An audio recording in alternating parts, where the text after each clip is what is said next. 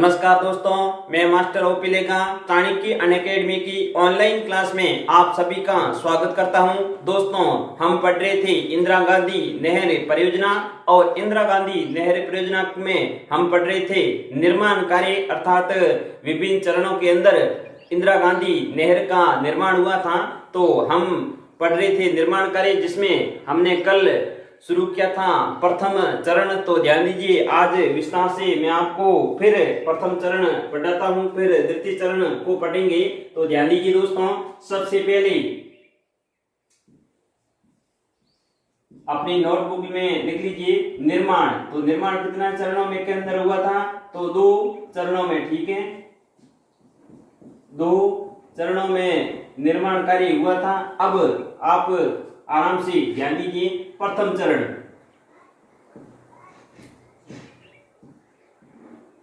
प्रथम चरण। तो दोस्तों, प्रथम चरण के अंदर इंदिरा गांधी नहर का निर्माण कहां से कहां तक हुआ था? तो ध्यान दीजिए, हरिके बैराज, जहां से ये नहर शुरू होती है, हरिके बैराज, हरिके बैराज से ध्यान दीजिए दोस्तों, आगे यहाँ मसीतावली तक, मसीतावली, ठीक है। मसीतावली दोस्तों कहां पर है? तो आपको बताना है हनुमानगढ़ जिले में। और फिर ध्यान दीजिए, आगे एक गांव है सत्तासर। कौन सा गांव है? सत्तासर।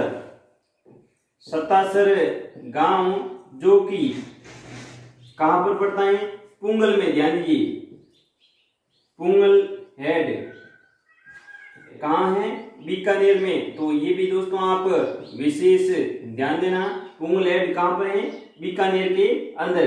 तो अब ध्यान दीजिए दोस्तों, हरिके बैराज से मसीतावली, हरिके बैराज से मसीतावली के मध्य आपको दूरी पूछे तो आपको कितना बताना है? 204 किलोमीटर। कितनी है? 204 किलोमीटर। अर्थात इस बात को क्या कहा जाता है? इंदिरा गांधी, इंदिरा गांधी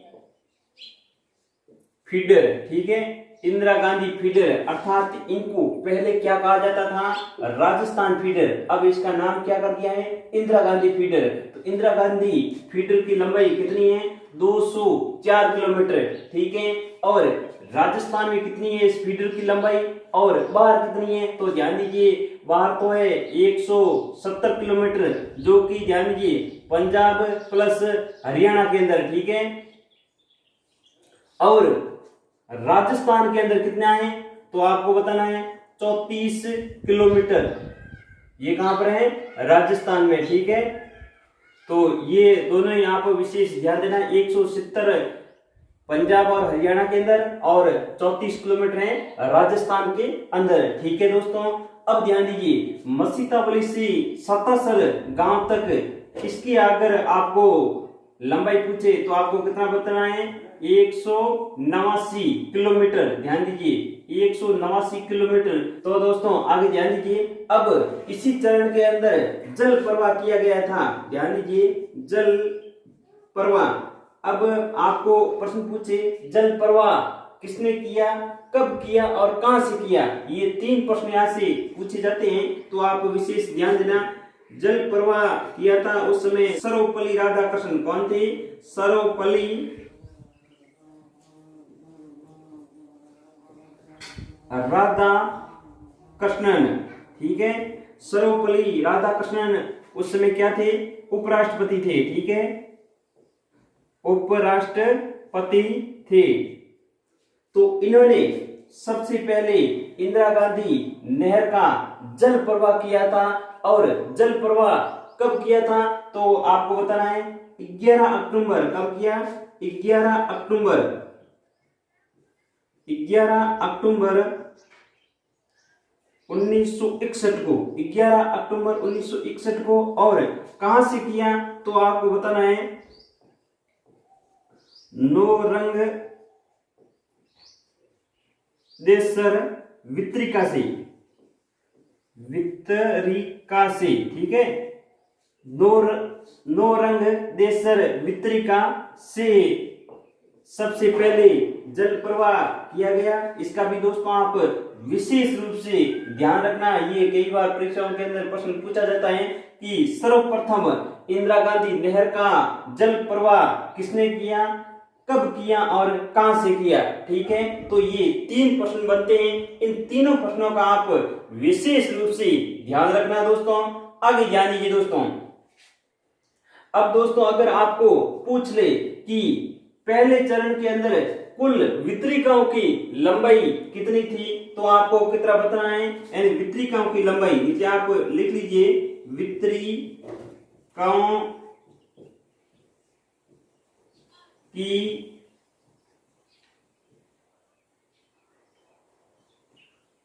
लंबाई 3454 कितना है, 3454 किलोमीटर। ध्यान दीजिए, यानी 3454 किलोमीटर, इसका विशेष ध्यान देना।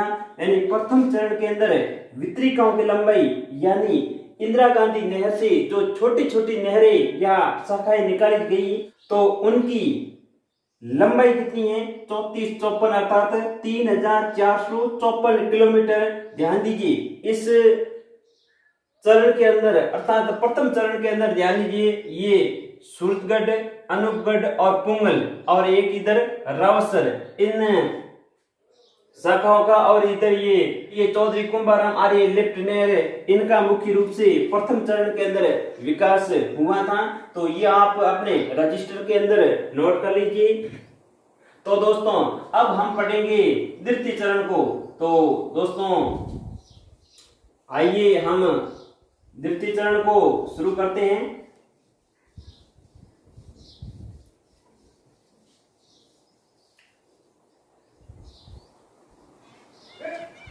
दोस्तों आपको मेरा वीडियो अच्छा लगे तो इनको लाइक जरूर करना और दोस्तों के साथ ज्यादा से ज्यादा शेयर करो, ताकि इस निःशुल्क ऑनलाइन क्लास का सभी बच्चे फायदा उठा सके। द्वितीय चरण, अब ध्यान दीजिए, द्वितीय चरण, वैसे तो द्वितीय चरण का निर्माण कार्य 1972-73 से शुरू हो गया था, ईस्वी से शुरू हो गया, और कहां कब तक, तो आपको बताना है वर्तमान तक, यानी वर्तमान काल तक। इसका भी दोस्तों आप विशेष ध्यान देना। 1972-73 से द्वितीय चरण का कार्य शुरू हो गया था, और मुख्य रूप से तो 1992 के अंदर शुरू हुआ, परंतु कार्य शुरू हो गया था 1972-73 से। तो इसका भी दोस्तों आप विशेष ध्यान देना, और वर्तमान तक द्वितीय चरण का काम चालू है। अब ध्यान दीजिए, ये कहां से कहां तक, तो आपको बताना है। ध्यान दीजिए, जो मैंने पहले लिखाया था, 77 गांव पुंगल हेड,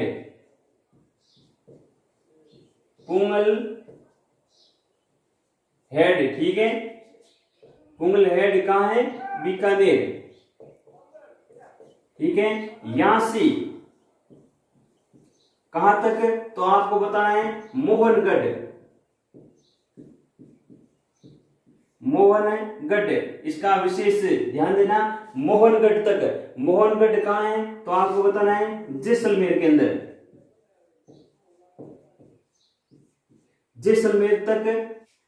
अब दोस्तों आगे ध्यान दीजिए, इसकी मध्य दूरी अर्थात लंबाई कितनी है, तो ये कितनी है, 256 किलोमीटर, कितनी है, 256 किलोमीटर। इसका भी दोस्तों आप विशेष रूप से ध्यान रखना। और इस चरण के अंदर ध्यान दीजिए, यानी मोहनगढ़ कहां पर है, इस आप मैप के अंदर देख लीजिए, तो मोहनगढ़ यहाँ है और पुंगल कहां है, यहाँ, यानी यहां से लगा के यहां तक इन द्वितीय चरण के अंदर विकास हुआ था, और प्रथम चरण के अंदर यहां से लगा के यहां तक, ठीक है दोस्तों। तो आप ध्यान दीजिए मोहनगढ़ तक।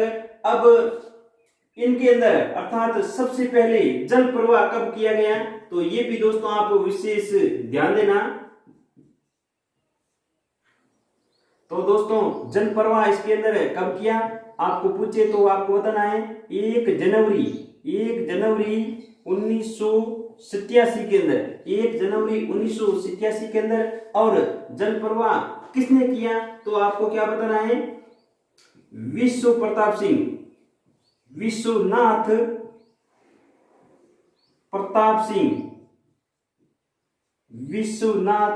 प्रताप सिंह इन्होंने सबसे पहले जल प्रवाह किया। और ये उस समय क्या थे, तो आपको क्या बताना है, केंद्रीय वित्त मंत्री। ध्यान दीजिए दोस्तों, केंद्रीय वित्त मंत्री थे ये, तो इसका भी दोस्तों आप विशेष ध्यान देना।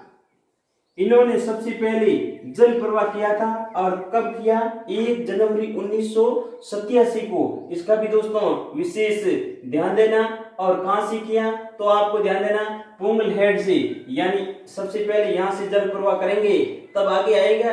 तो यहां तक तो प्रथम चरण के अंदर विकास हुआ, और यहाँ ये द्वितीय चरण के अंदर, ठीक है। तो इसका भी दोस्तों आप विशेष ध्यान देना। तो दोस्तों एक बात और विशेष यहाँ पर ध्यान दीजिए, इस चरण के अंदर जो वितरिकाएं बनाई थी, इस वितरिकाओं की लंबाई कितनी है, वितरिकाओं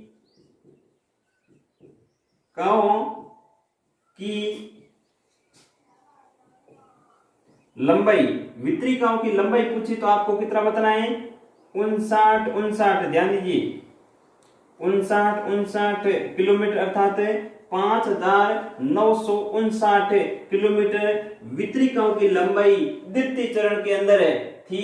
अर्थात इतनी ये विकसित हुई थी इंदिरा गांधी नहर, ठीक है दोस्तों। तो ये प्रथम चरण और द्वितीय चरण आपको समझ में आ गया होगा। पहला चरण हरिकी बैराज से ध्यान दीजिए मसीतावली से ध्यान दीजिए पुंगल के अंदर कौन सा गांव है, सत्तासर गांव तक। तो यहां तक प्रथम चरण के अंदर विकास हुआ, और द्वितीय चरण का विकास यहां से लगा के, अर्थात पुंगल से लगा के मोहनगढ़ तक इंदिरा गांधी नहर का निर्माण कार्य हुआ था। इसका भी दोस्तों आप विशेष ध्यान देना। आगे ध्यान दीजिए दोस्तों,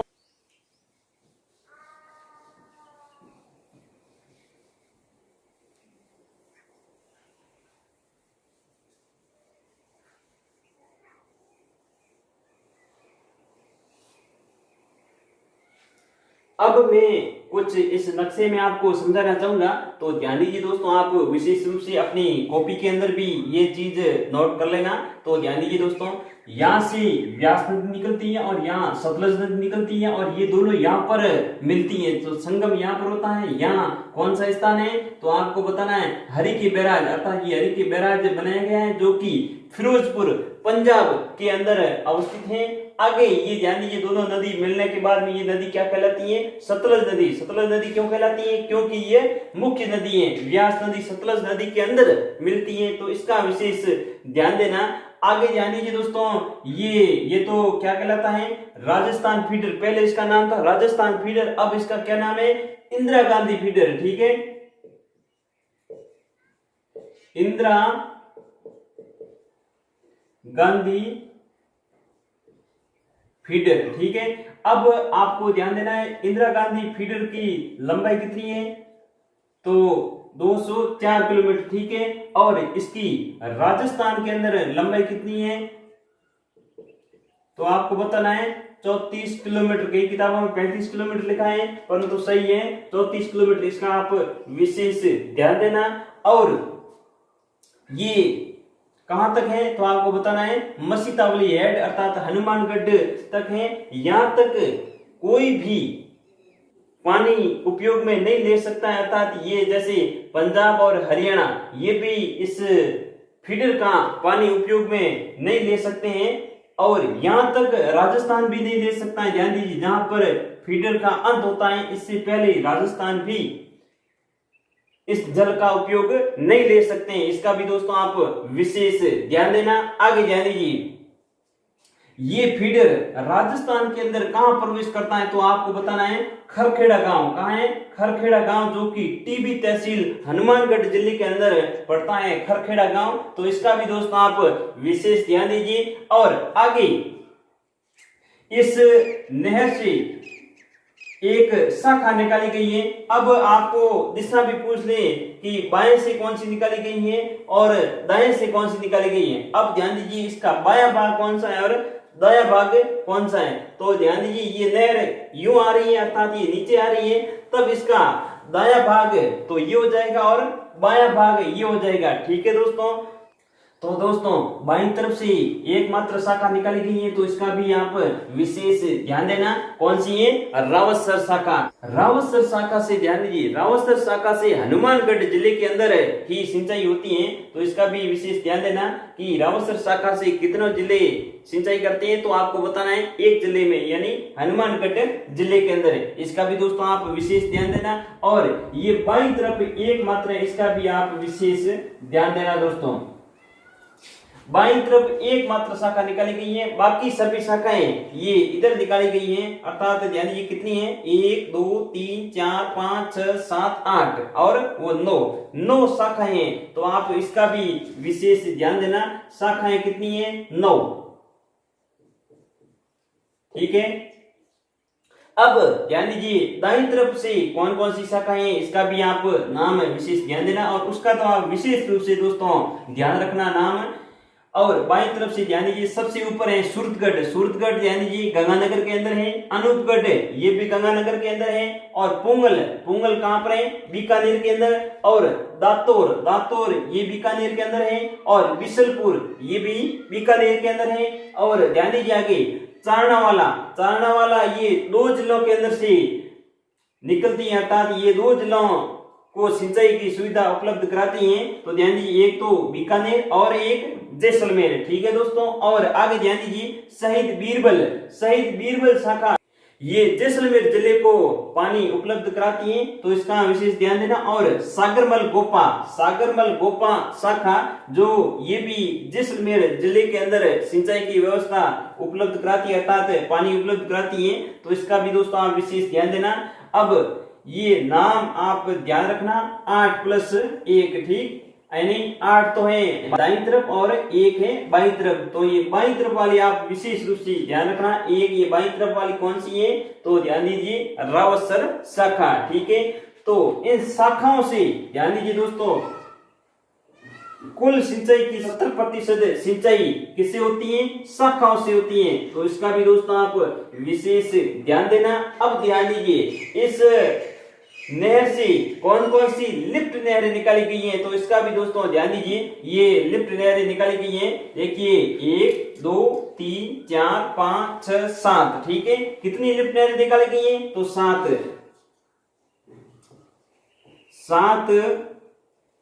लिफ्ट नहरें। ठीक है, अब ध्यान दीजिए 7 लिफ्ट नहरों का आप विशेष ध्यान दीजिए। क्रमवाई इनका नाम याद रखना है। पहली है चौधरी कुंभाराम लिफ्ट नहर, अर्थात चौधरी कुंभाराम आर्य लिफ्ट नहर। ध्यान दीजिए ये सभी आधुनिक नाम है, आपको पुराने नाम याद नहीं करने हैं, आपको सिर्फ आधुनिक नाम ही याद करने हैं। चौधरी कुंभाराम लिफ्ट नहर और कंवर सेन लिफ्ट नहर, पन्नालाल बारूपाल लिफ्ट नहर, वीर तेजाजी लिफ्ट नहर, डॉक्टर करणी सिंह लिफ्ट नहर, गुरु जंबेश्वर लिफ्ट नहर, जयनारायण व्यास लिफ्ट नहर। अब ध्यान दीजिए ये कितने जिलों के अंदर सिंचाई की सुविधा उपलब्ध कराती हैं, तो ध्यान दीजिए चौधरी कुंभाराम लिफ्ट नहर ये हनुमानगढ़, चूरू, बीकानेर और झुंझुनू अर्थात 4 जिलों के अंदर ये नहर बहती है, चौधरी कुंभाराम लिफ्ट नहर। और अगली ध्यान दीजिए कंवर सेन लिफ्ट नहर जो कि ध्यान दीजिए बीकानेर और गंगानगर जिले के अंदर बहती है कंवर सेन लिफ्ट नहर। और अगली नहर का नाम ध्यान दीजिए पन्नालाल बारूपाल लिफ्ट नहर, ये ध्यान दीजिए बीकानेर और नागौर जिले के अंदर पानी उपलब्ध कराती हैं। और अगली नहर का नाम है वीर तेजाजी लिफ्ट नहर, जो कि मात्र एक जिले में यानी बीकानेर जिले के अंदर पानी की व्यवस्था उपलब्ध कराती है। कौन सी? वीर तेजाजी लिफ्ट नहर। अगली ध्यान दीजिए डॉक्टर करणी सिंह लिफ्ट नहर, जो कि जोधपुर और बीकानेर अर्थात 2 जिलों के अंदर पानी उपलब्ध कराती हैं। कौन सी? डॉक्टर करणी सिंह लिफ्ट नहर। और अगली नहर का नाम है ध्यान दीजिए गुरु जंबेश्वर लिफ्ट नहर, जो कि जोधपुर, बीकानेर और जैसलमेर अर्थात 3 जिलों के अंदर ये पानी पहुंचाती हैं। और अगली लिफ्ट नहर का नाम है जय नारायण व्यास लिफ्ट नहर, जो कि जोधपुर और जैसलमेर इन दो जिलों के अंदर ये पानी उपलब्ध कराती है। अब ध्यान दीजिए, आपको अगर पूछ रहे कि बड़ी कौन सी है और छोटी कौन सी है, तो ध्यान दीजिए, ये कंवर सेन लिफ्ट नहरें ये तो है बड़ी, ठीक है, ये बड़ी है, और छोटी है वीर तेजाजी, ठीक है। तो ये भी दोस्तों आप विशेष ध्यान देना कि बड़ी सबसे बड़ी लिफ्ट नहर कौन सी है, तो आपको बताना है कंवर सेन लिफ्ट नहर, और छोटी लिफ्ट नहर कौन सी है, वीर तेजाजी लिफ्ट नहर, ठीक है। ये दोस्तों आप विशेष ध्यान देना।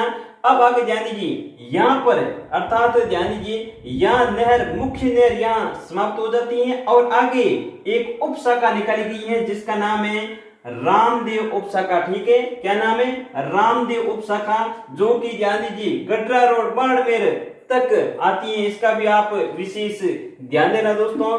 तो दोस्तों अगर आपको इस नहर की पूरी लंबाई पूछ ले तो आप ध्यान देना, मैं आपको विस्तार से समझा देता हूं कि लंबाई के ऊपर आप कंफ्यूज मत होना।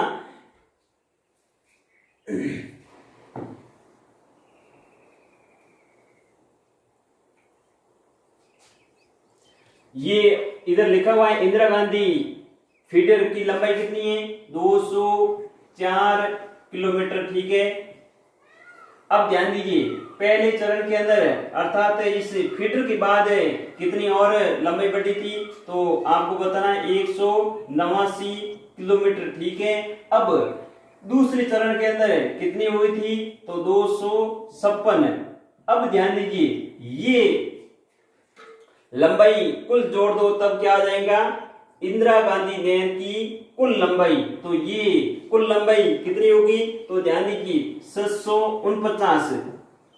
749 किलोमीटर होगी, अर्थात ये इंदिरा गांधी की कुल लंबाई है, ठीक है, कुल लंबाई है।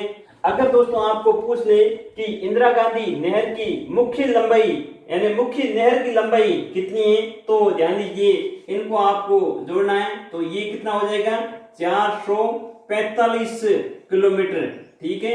तो ये इस पर आप कंफ्यूज मत होना, ये है इंदिरा गांधी फीडर की लंबाई, ठीक, और ये है फीडर से लगाकर अर्थात मसीतावली से, ध्यान दीजिए मसीतावली से पुंगल तक, ठीक है, इसकी लंबाई कितनी है 189 किलोमीटर, और पुंगल से लगाकर मोहनगढ़ तक इसकी लंबाई कितनी है 256 किलोमीटर, ठीक है। तो इंदिरा गांधी नहर की कुल लंबाई कितनी होगी 749 किलोमीटर, और इंदिरा गांधी नहर की मुख्य लंबाई अर्थात नहर की मुख्य लंबाई अर्थात फीडर की लंबाई न पूछे, सिर्फ नहर की लंबाई पूछे, तो आपको क्या बताना है 445 किलोमीटर। तो इन आंकड़ों का आप विशेष रूप से दोस्तों ध्यान रखना।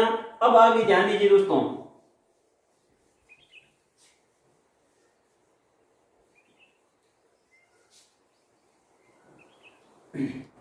देखिए दोस्तों एक बात और मैं यहां बता देता हूं, इंदिरा गांधी नहर की शाखाओं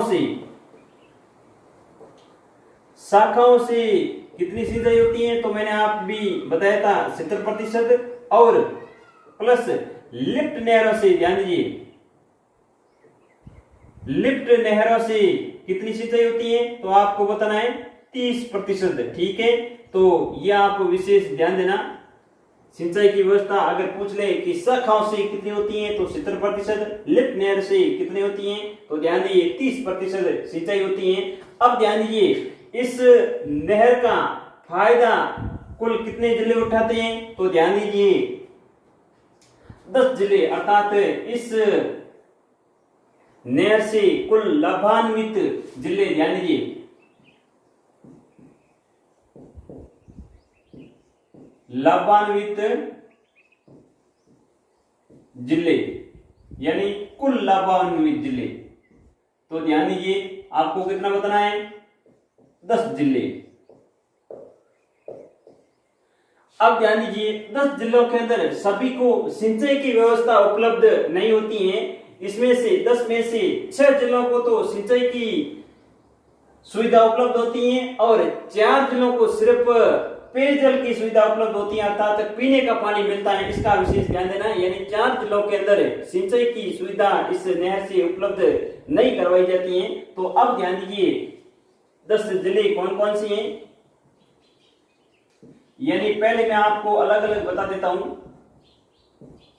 जिसको सिंचाई की सुविधा मिलती है और जिसको सिर्फ पेयजल यानी पीने का पानी मिलता है। अब ध्यान दीजिए, सिंचाई के लिए तो मैंने बताया था 6 जिले और पेयजल है 4 जिले। ठीक है दोस्तों, अब ध्यान दीजिए सिंचाई की सुविधा किन किन जिलों के अंदर मिलती है। तो अब आप अपनी कॉपी के अंदर लिख लीजिए, श्री गंगानगर नंबर 1 गंगानगर, और नंबर 2 पर है हनुमानगढ़, ठीक है, और नंबर 3 पर है बीकानेर, और नंबर 4 पर है चूरू, और नंबर 5 है जोधपुर, और नंबर 6 है जैसलमेर। ठीक है, अब ध्यान दीजिए दोस्तों, इन 6 जिलों के अंदर तो सिंचाई की सेवा उपलब्ध रहती है, अर्थात इस नहर से सिंचाई की जाती है, अर्थात कृषि की जाती है, और सिर्फ पेयजल की अर्थात मात्र, आगे आप मात्र लिख सकते हैं, अर्थात इनको सिर्फ पेयजल का पानी ही उपलब्ध होता है, यानी कृषि के लिए अर्थात सिंचाई के लिए पानी उपलब्ध नहीं करवाया जाता है। तो ये जिले कौन कौन से हैं, तो आप अपनी नोटबुक में लिख लीजिए। पहला है झुंझुनू, कौन सा, झुंझुनू, और दूसरा है सीकर, ठीक, और तीसरा है नागौर, और चौथा है बाड़मेर,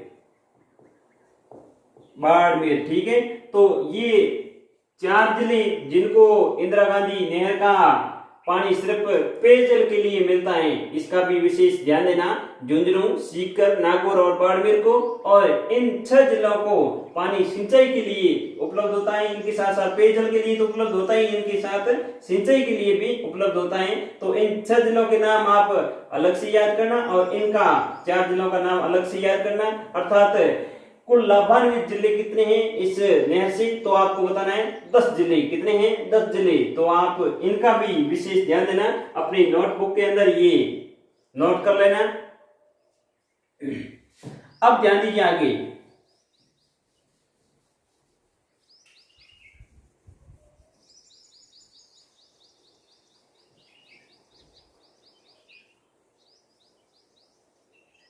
अब ध्यान दीजिए दोस्तों, इस नहर की 3 पेयजल परियोजनाएं भी चलाई जा रही हैं, तो इसका भी विशेष ध्यान देना। इंदिरा गांधी नहर परियोजना की पेयजल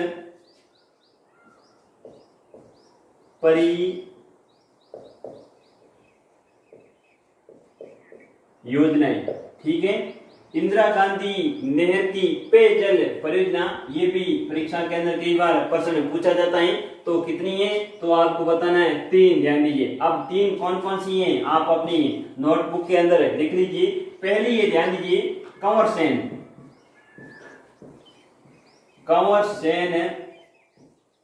लिफ्ट परियोजना,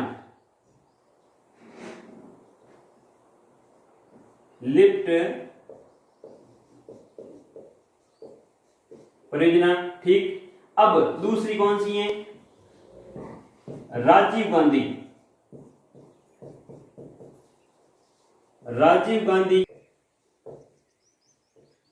लिफ्ट योजना, ठीक है। आगे ध्यान दीजिए, तीसरी है आपनी योजना। तो दोस्तों ये 3 इंदिरा गांधी नहर पर पेयजल परियोजना वर्तमान में चलाई जा रही है। कौन सी, नंबर 1 कंवर सेन लिफ्ट परियोजना, और दूसरी है राजीव गांधी लिफ्ट योजना, और तीसरी है आपनी योजना, ठीक है। तो इन तीनों योजनाओं का आप विशेष रूप से दोस्तों ध्यान रखना। आगे ध्यान दीजिए, अब मैं आपको कुछ और विशेष तथ्य बताता हूं कि इस नहर के अंदर एक समस्या है जिसका नाम है सैम की समस्या। क्या है? सैम की समस्या। अब ध्यान दीजिए दोस्तों, सैम की समस्या क्या है तो आपको मैं विस्तार से यहां समझाता हूं।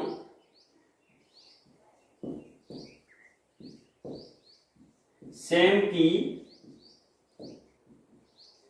समस्या। सैम की समस्या दोस्तों, सैम की समस्या क्या है? यानी इंदिरा गांधी नहर का पानी बहुत ही अधिक मात्रा में ये जमीन के ऊपर फैलता है और फैलने के कारण ये पानी क्या है? नीचे जाता है। तो ध्यान दीजिए, इस जमीन के अंदर है नीचे क्या है? परत जमी हुई है।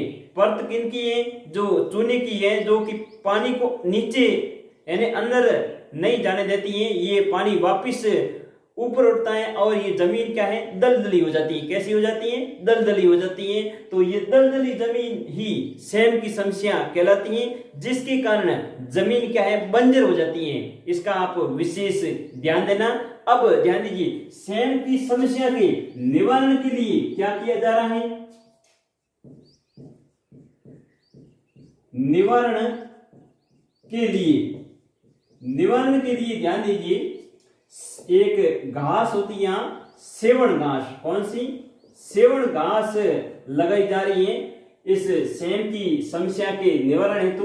तो इसका भी आप विशेष ध्यान देना। सेवण क्या है? एक घास का प्रकार है जो कि यहाँ इंदिरा गांधी नहर चलती है इस इलाके में अधिकतर। तो ध्यान दीजिए, जैसलमेर इलाके में ये सेवण घास उगाई जाती है। यहाँ सबसे ज्यादा सैम की समस्या है। एक और दोस्तों समस्या है इसकी लवणीयता।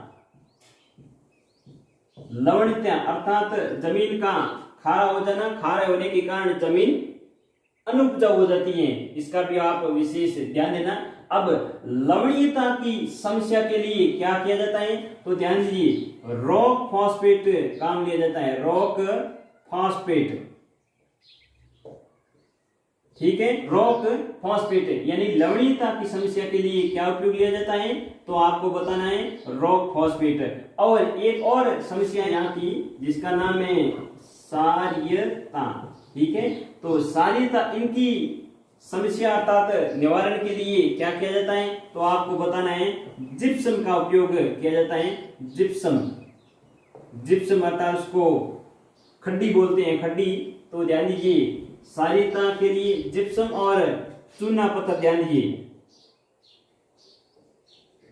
चूना पत्थर उपयोग में लिया जाता है, ऐसा अर्थात इनका जमीन के ऊपर छिड़काव किया जाता है जिप्सम और चूना पत्थर का। तो इनका भी आप विशेष ध्यान देना। ये भी कई बार परीक्षाओं के अंदर प्रश्न पूछे गए हैं कि सैम की समस्या के लिए क्या किया जाता है अर्थात निवारण के लिए क्या किया जाता है तो आपको बताना है सेवण घास लगाई जाती है। और लवणीयता की समस्या के लिए क्या किया जाता है रॉक फॉस्फेट का छिड़काव किया जाता है। और क्षारीयता की समस्या के लिए क्या किसका छिड़काव किया जाता है तो आपको बताना है जिप्सम और चूने के पत्थर का। ठीक है दोस्तों, अब ध्यान दीजिए आगे एक और मैं आपको यहाँ बताता हूँ।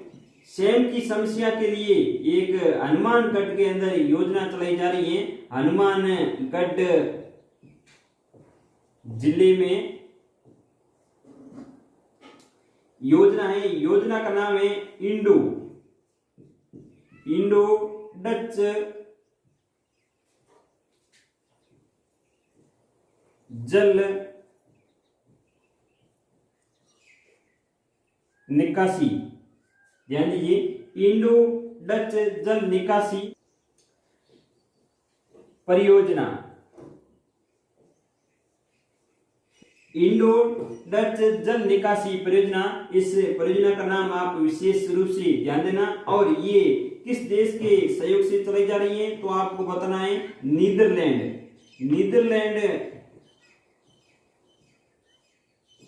देश के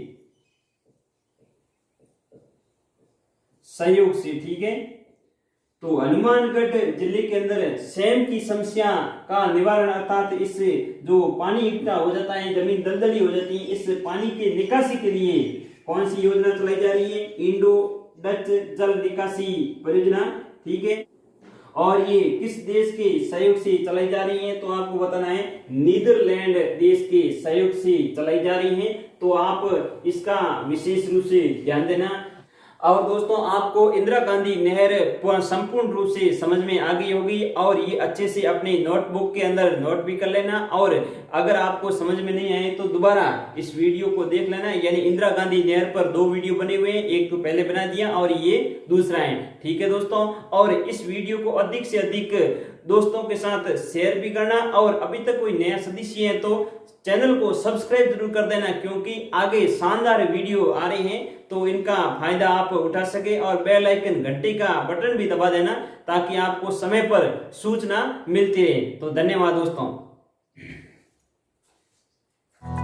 सब्सक्राइब करें हमारा YouTube चैनल, बेल आइकन को क्लिक करना ना भूलें, जिससे आगे आने वाले सभी YouTube अपडेट्स, वीडियोस, नोटिफिकेशंस आपको मिलते रहें।